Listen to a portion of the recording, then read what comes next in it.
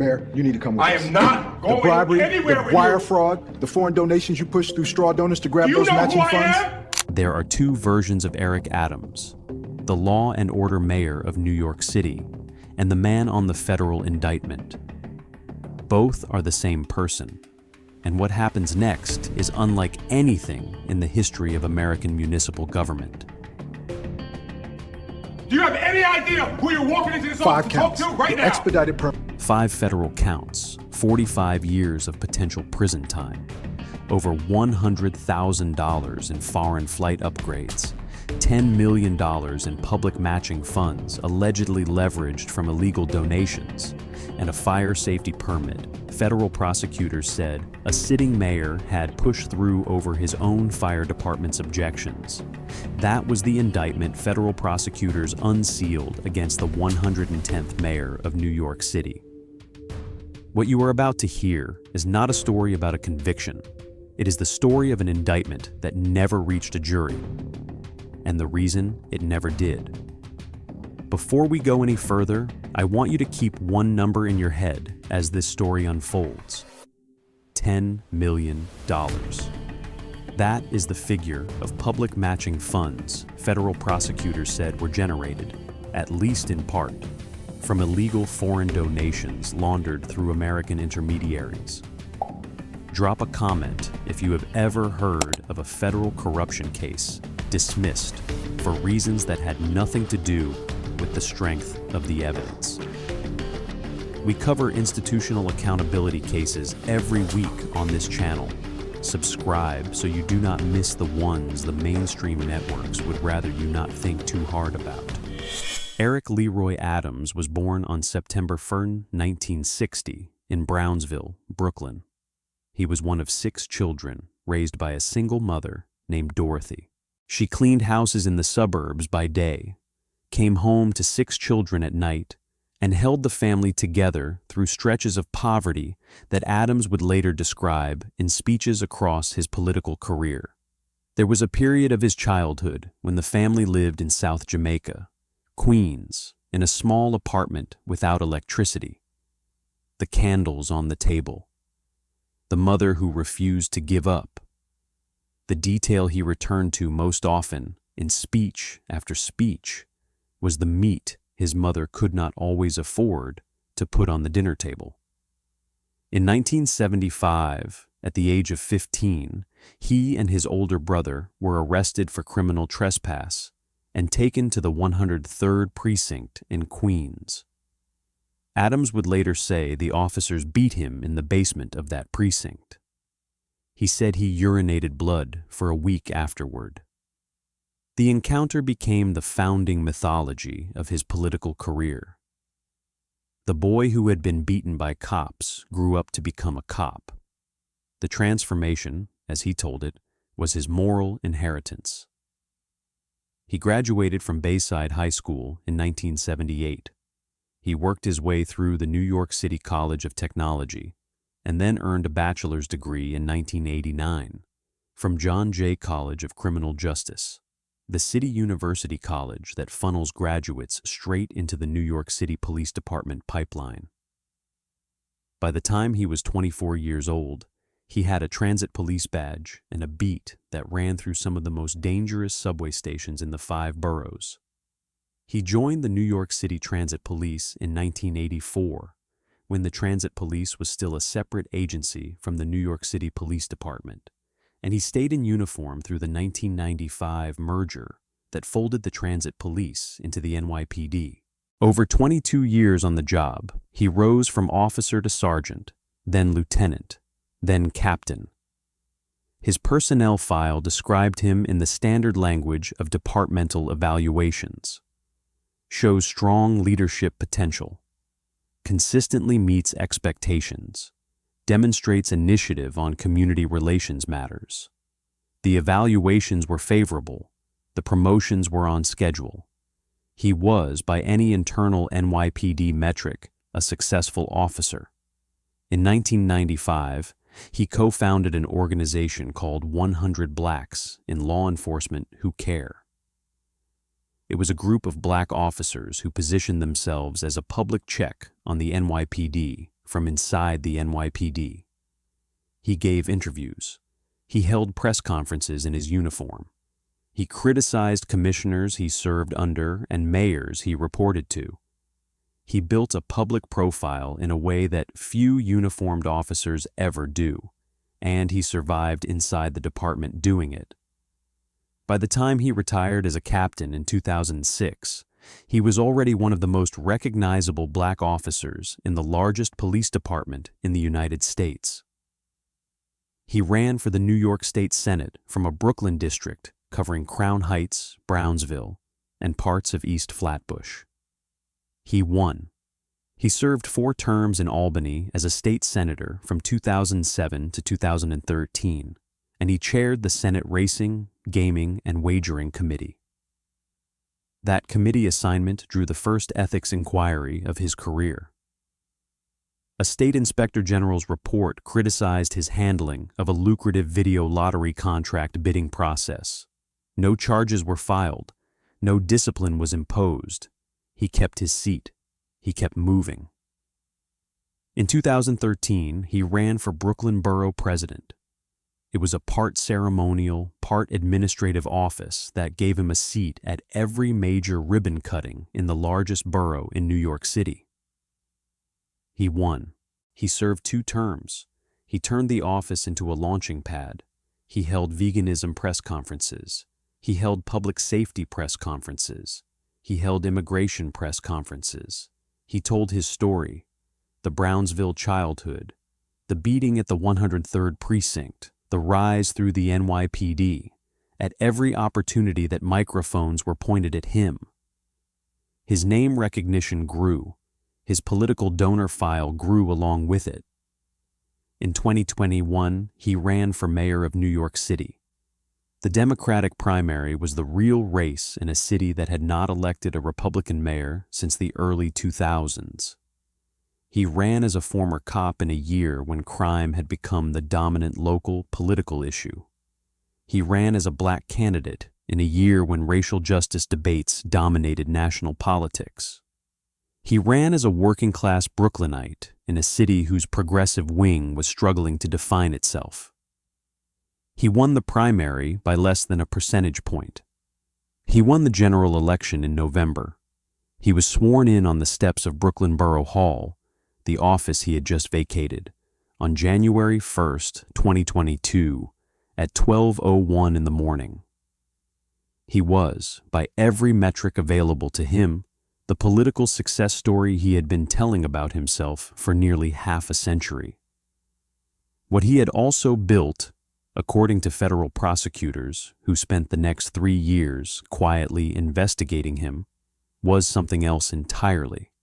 They alleged he had built a relationship with a foreign government that began as small favors, escalated into international travel and luxury hotel stays, and culminated in a quid pro quo that, if proven at trial, would have described one of the more brazen foreign influence operations against an American city in modern memory.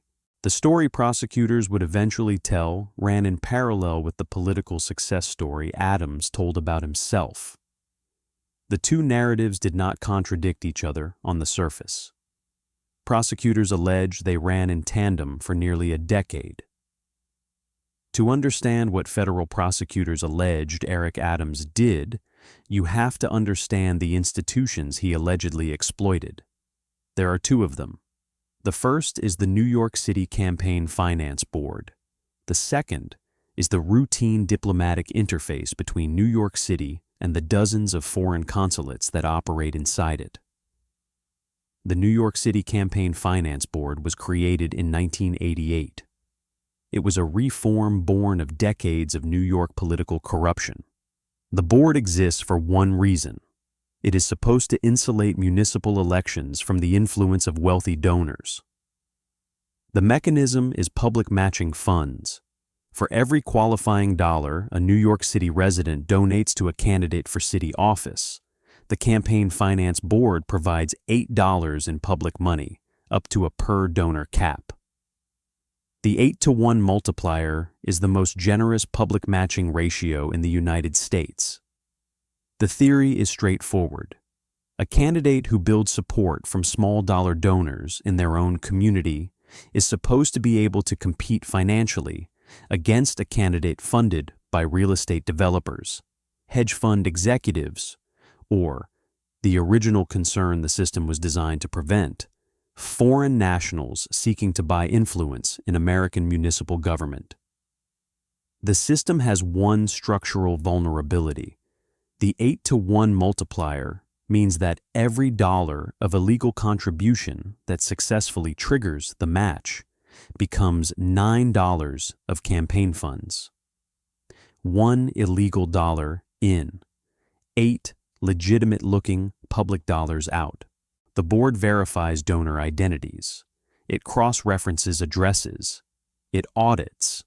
But it cannot, on a contribution-by-contribution basis, verify whether the money in a donor's bank account originated from that donor or from someone else who handed them cash to deposit and write a check. The vulnerability is the vulnerability of every matching fund system in American politics. The remedy is criminal, federal prosecution of straw donor schemes after the fact. The second institution is the diplomatic interface, the network of foreign consulates operating in New York City. Every major foreign government maintains a consulate in Manhattan. The consulates are foreign sovereign property. They are also buildings located in New York City, which means they are subject to the same fire codes, building codes, and occupancy permits as every other building in the 5 boroughs. When a foreign consulate constructs a new building or renovates an existing one, the Fire Department of New York conducts inspections. The FDNY's Bureau of Fire Prevention is the gatekeeper for occupancy permits. The Bureau is supposed to be insulated from political pressure for one reason. A building cleared for occupancy that is not actually safe is a building that can kill the people inside it. The relationship between a mayor's office and a foreign consulate is supposed to be ceremonial. Statements on Remembrance Days, receptions for visiting dignitaries, symbolic visits to mark national anniversaries. The relationship is not supposed to involve the mayor of the host city overriding his own fire department to expedite an occupancy permit for the foreign government's new building. According to federal prosecutors, that line, between ceremonial relationship and operational favor, was the line they alleged Mayor Adams crossed. The operation, as federal prosecutors described it in the 57-page indictment they unsealed on the morning of September 26, 2024, began in 2016. Adams was still Brooklyn Borough President. He had not yet declared his run for mayor, but he was, by every account in the indictment, already an ambitious politician, building the relationships he believed he would need. The first alleged benefit was a flight. Adams traveled to Turkey in 2016. Prosecutors alleged that a Turkish Airlines official, in coordination with at least one Turkish government official, arranged for Adams to receive a free upgrade to business class.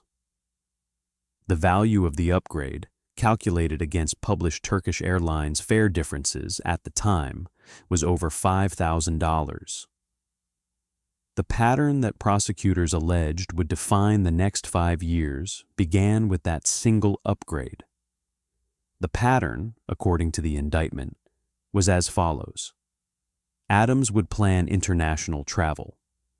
The Turkish nationals, including a senior Turkish Airlines executive and at least one Turkish government official identified in the indictment by title rather than by name, would arrange free or steeply discounted business class upgrades for Adams and a companion.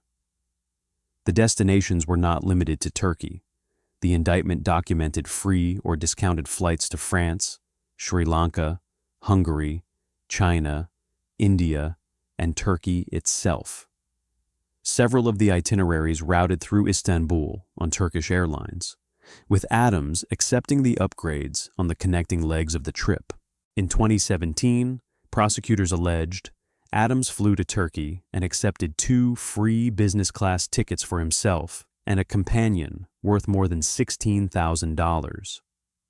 In 2018, prosecutors alleged Adams flew to Hungary by way of Turkey, accepting 2 free round-trip business-class upgrades worth more than $12,000. The 2019 trip routed through Turkey to India.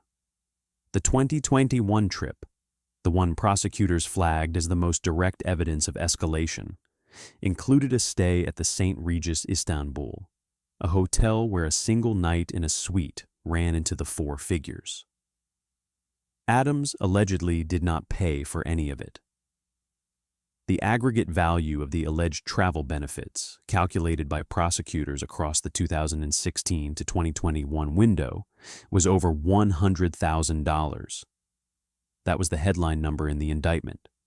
$100,000 in foreign flight upgrades and hotel stays accepted, prosecutors alleged, by a sitting Brooklyn borough president, then by a mayoral candidate, then by a mayor-elect of the largest American city.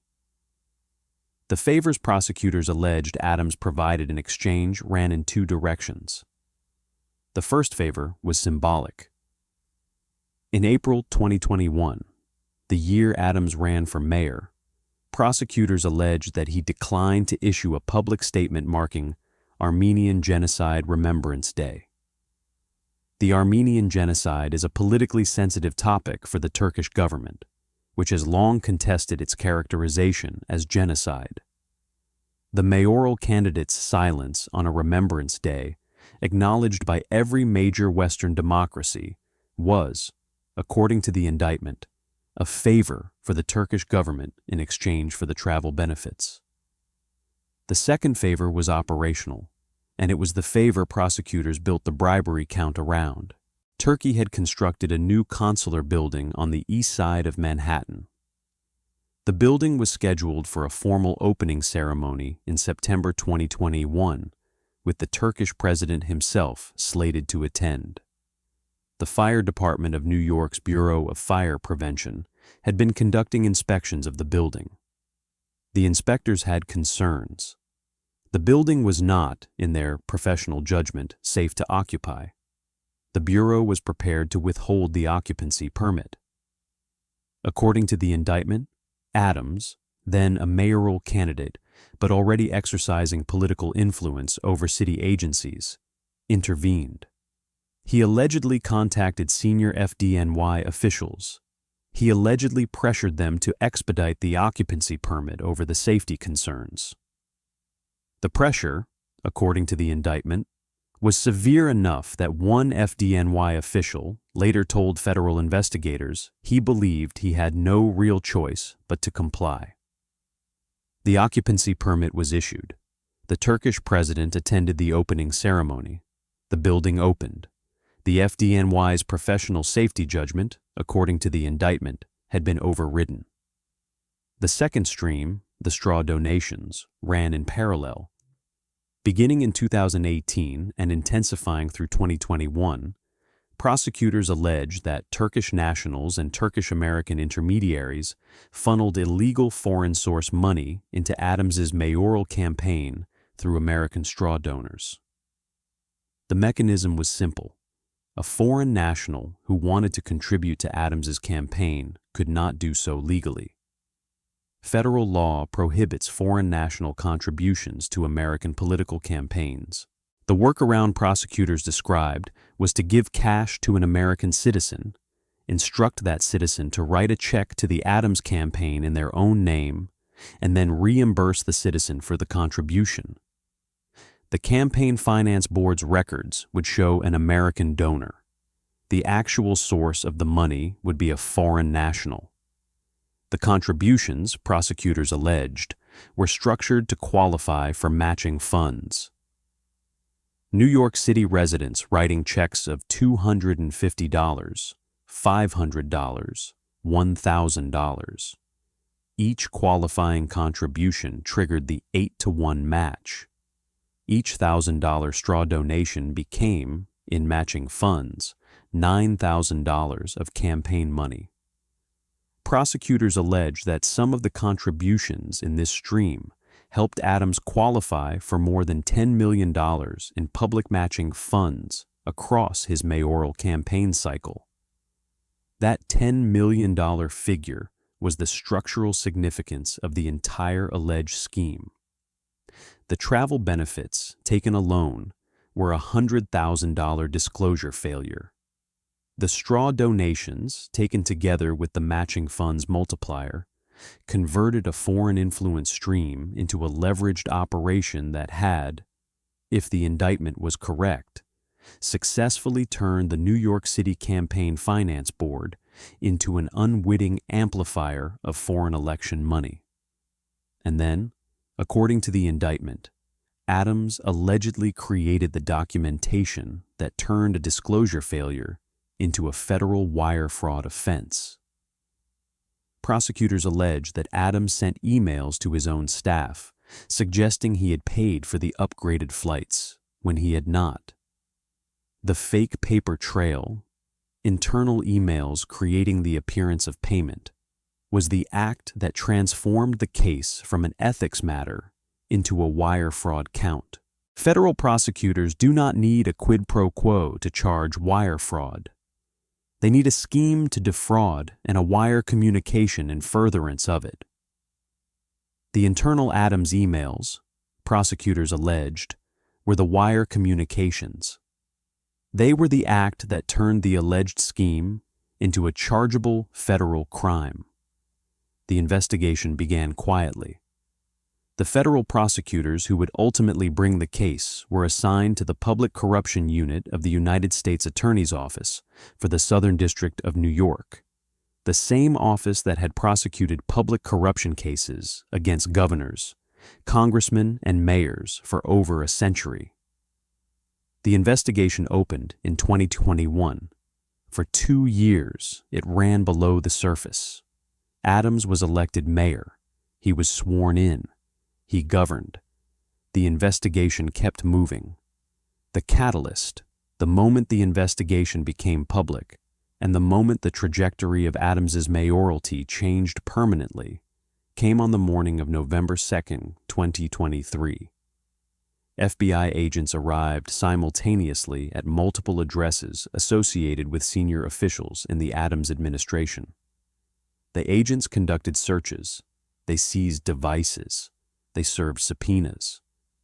The senior Adams aide whose home was raided most prominently was the mayor's chief fundraiser, a woman whose work had been central to the matching fund stream prosecutors were investigating. 4 days later, on the evening of November 6, 2023, FBI agents approached Mayor Adams himself. The mayor was leaving an event in Manhattan. The agents identified themselves. They were armed with a court-authorized search warrant for his electronic devices. They seized 2 cell phones and an iPad. The mayor, who had been mayor of New York City for less than 2 years, was now operating under the assumption that every text message, every email, and every contact on his phone was in the possession of federal investigators. The public reaction was instant. The phone seizure made the front page of every major New York newspaper. The mayor held a press conference. He denied wrongdoing. He said he had nothing to hide. He said he had given the FBI agents his phones voluntarily, an assertion that elided the existence of the search warrant the agents had carried with them. He framed the investigation as a political witch hunt. He continued to govern. The City Hall press room learned, over the following months, to ask one new question at every briefing. Is the mayor under federal investigation? The press secretary's answer was always the same. The mayor has done nothing wrong. But the investigation had moved into a different phase. The 2023 raids meant that prosecutors had concluded the time for quiet evidence gathering was over. They had what they needed. What followed was 10 months of grand jury work, testimony from cooperating witnesses, presentation of bank records, presentation of the alleged email trail, presentation of the FDNY inspectors' accounts of what they said had been the pressure they had received from the mayor's office. The grand jury that would vote out the bill of indictment was already meeting. On September 25, 2024, nearly 11 months after the FBI first seized the mayor's phones, a federal grand jury voted to indict the sitting mayor of the largest American city. The indictment was sealed overnight. Before it was unsealed, federal agents conducted one more search. In the early morning hours of September 26, 2024, agents entered Gracie Mansion, the official residence of the mayor of New York City, and seized the mayor's phone for a second time. By the time the indictment was unsealed at the United States Attorney's Office in Lower Manhattan that morning, the mayor of New York City was the subject of the first federal indictment of a sitting New York City mayor in the history of the office. The 57-page indictment unsealed on the morning of September 26, 2024, was a forensic document, 5 counts. 1 count of conspiracy to commit wire fraud, federal program bribery, and to receive campaign contributions from foreign nationals. 1 count of wire fraud, 1 count of bribery, 2 counts of solicitation of a contribution by a foreign national. Maximum statutory exposure for the combined counts ran to approximately 45 years in federal prison. The evidence the indictment summarized, in detail across nearly 60 pages, ran along 5 distinct tracks. The first track was airline records.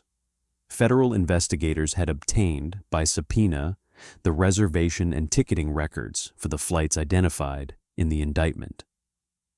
The records documented the upgrade transactions. They documented the differential between the fare Adams had paid and the fare for the seat he had actually flown in. The differentials, summed across the 2016 to 2021 window, produced the over $100,000 figure prosecutors cited in the indictment's opening pages. The second track was hotel records, property-level records from properties like the St. Regis Istanbul, obtained through cooperation with the relevant hospitality entities, documented Adams's stays. The records showed the rates that had been waived. They showed the comp authorizations entered into the property's reservation systems. They tied the comp authorizations, prosecutors alleged, to identifiable Turkish national or Turkish government sources. The third track, the most damning piece of evidence in the indictment, according to most legal analysts who reviewed the document, was the email trail. Prosecutors alleged they had recovered internal emails from Adams to his own staff. The emails, prosecutors alleged, contained statements suggesting Adams had paid for upgraded flights that he had not, in fact, paid for. The emails were the wire communications underlying the wire fraud count. They were the documentation Adams had allegedly created to insulate himself in the event of exactly the kind of investigation that was now charging him. The fourth track was bank records. Federal investigators had traced contributions to the Adams mayoral campaign back through the bank accounts of the alleged straw donors. The traces showed cash deposits matching the contribution amounts. They showed wire transfers from foreign source accounts to American intermediaries, who then deposited cash and wrote campaign checks. The traces were the evidence prosecutors said they would have used at trial to establish that the contributions were not, in fact, from the American donors whose names appeared on the campaign finance disclosures. The fifth track was the New York City Campaign Finance Board's matching funds records. The board's own records would have established, at trial, the multiplier, the 8-to-1 ratio that converted alleged straw donations into the $10 million matching funds figure prosecutors cited in the indictment. Before we get into the courtroom, I have to point something out. Every piece of evidence I just walked through, the airline records, the hotel records, the alleged email trail, the bank records, the matching funds records, was prepared for a trial that never happened. Subscribe so you do not miss the part where I explain why. We cover the institutional cases the mainstream networks will not touch. The confrontation in this case was not a body cam arrest in a precinct hallway. It was a press conference. On the morning the indictment was unsealed, the United States Attorney for the Southern District of New York at the time, Damian Williams, stood at a podium in Lower Manhattan and walked through the charges count by count.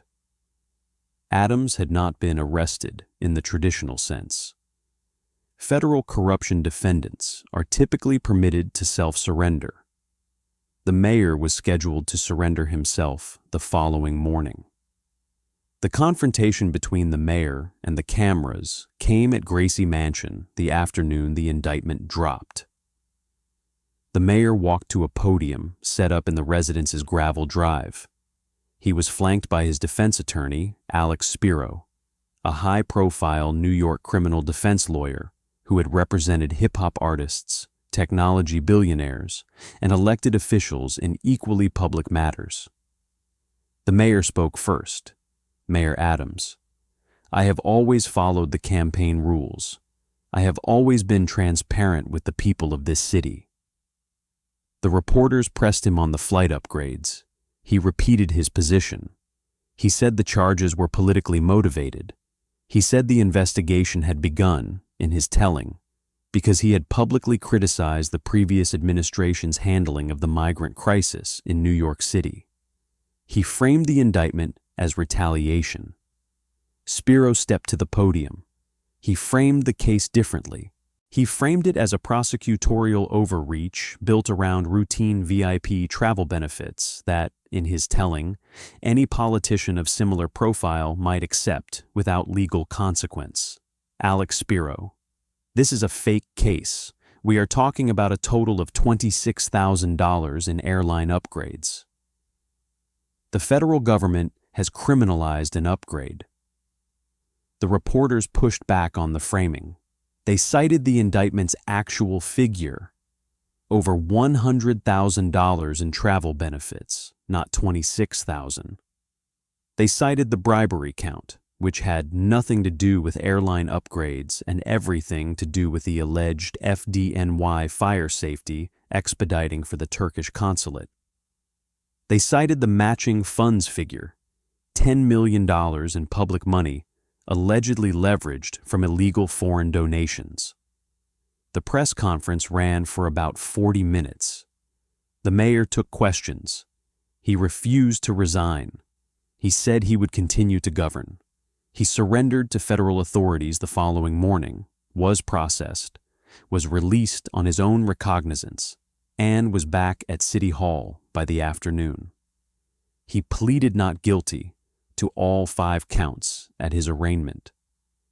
The reckoning in this case is not a conviction. The reckoning in this case is the absence of one, and the reason for the absence. For 4 months after the indictment, the case moved on the ordinary federal criminal track. The mayor and his defense team filed motions. The government responded. A trial date was set for April 2025. Pretrial discovery began. The defense received the airline records, the hotel records, the alleged email trail, the bank records, and the matching funds records. The case was, by every external indication, headed for a jury. And then the federal government changed hands. On January 20th, 2025, a new administration took office in Washington. A new attorney general was confirmed. A new senior leadership team moved into the Department of Justice. And on February 10th, 2025, 3 weeks into the new administration, the acting Deputy Attorney General of the United States, Emile Beauvais, sent a memorandum to the acting United States Attorney for the Southern District of New York. The memorandum directed her to file a motion to dismiss the indictment against Mayor Adams. The stated rationale was not that the evidence was insufficient. The stated rationale was not that the case had been improperly investigated. The stated rationale was that the prosecution was interfering with the mayor's ability to cooperate with the federal administration's immigration enforcement priorities. The acting United States Attorney for the Southern District of New York at the time was Danielle Sassoon, a career prosecutor with a reputation for institutional independence.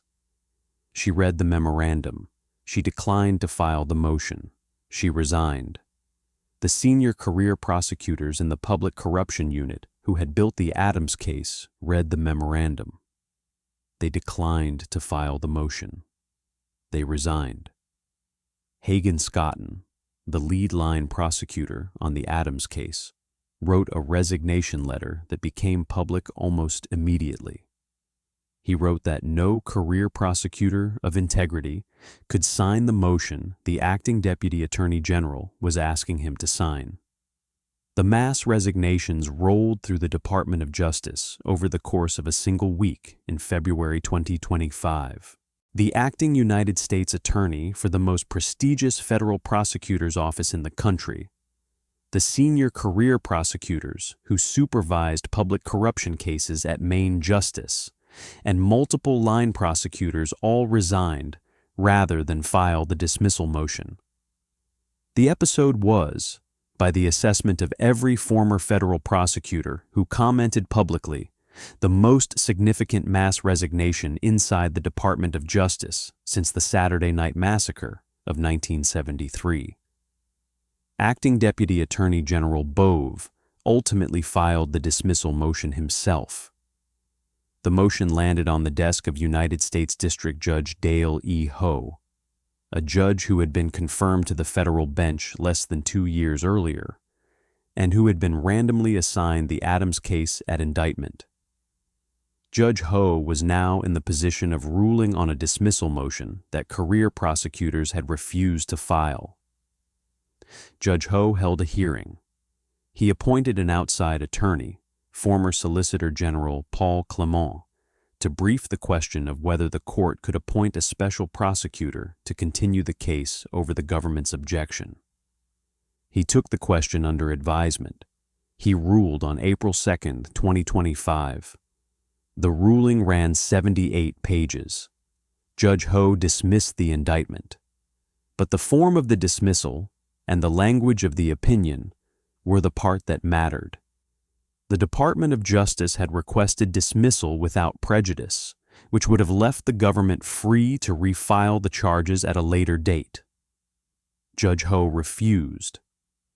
He dismissed the case with prejudice, a form of dismissal that bars the government from ever refiling the charges. He wrote, in the most quoted sentence of the opinion, "Everything here smacks of a bargain.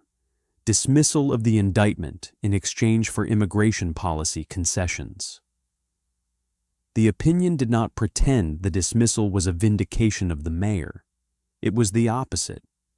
Judge Ho wrote that dismissal without prejudice would have created, in his words, the unavoidable perception that the mayor's freedom depends on his ability to carry out the immigration enforcement priorities of the administration. He dismissed with prejudice precisely to remove that leverage. He acknowledged the limits of his own authority. He could not force the executive branch to prosecute a case the executive branch had decided to drop. But he could ensure the case could never be refiled as a tool of ongoing political leverage over the mayor of New York City. Mayor Adams remained mayor. He served out the remainder of his term.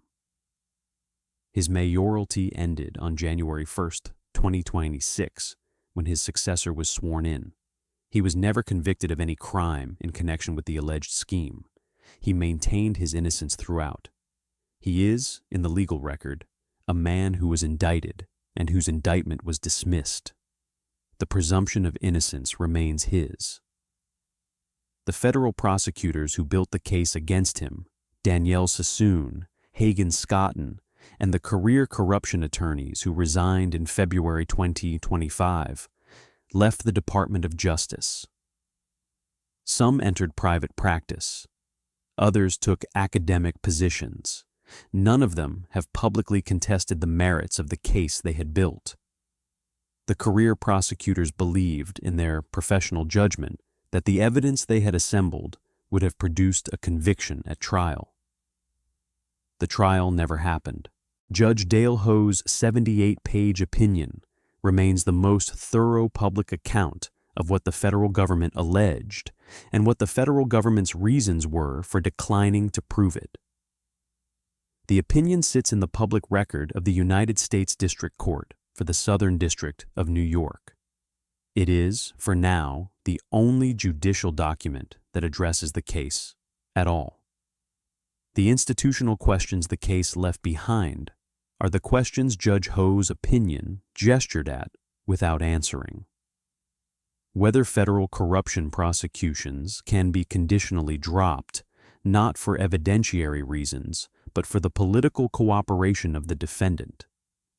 Whether the Department of Justice's institutional independence survives an executive branch willing to use prosecution as a bargaining chip. Whether the New York City Campaign Finance Board's matching funds program has any meaningful remedy for the kind of foreign-leveraged amplification the indictment described, if no prosecution is ever forthcoming. These are not questions the Adams case answered. They are questions the Adams case posed, and then walked away from when the dismissal motion was granted. This case was complicated, but the case on the right-hand side is the one institutions never recovered from. Click it now.